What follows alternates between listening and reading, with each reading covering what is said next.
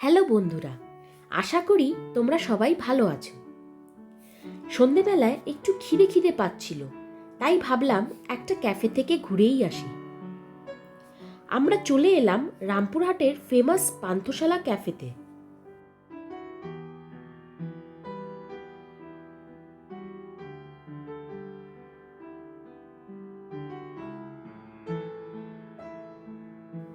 ভেতরটা খুব সুন্দরভাবে পিৎজা বার্গারের স্টিকার দিয়ে সাজানো। এখানে এসে আমরা অর্ডার দিয়ে ফেললাম হোয়াইট সস পাস্তা আর গ্রিলড স্যান্ডউইচ। একটু ছবি তোলার পর আমাদের খাবার চলে এলো। খাবার দাবারগুলো বেশ ভালোই লাগলো। সন্ধ্যের স্ন্যাক্সের জন্য মাঝে মাঝেই আসা যেতে পারে। আজকের মতন এইটুকুই। টাটা।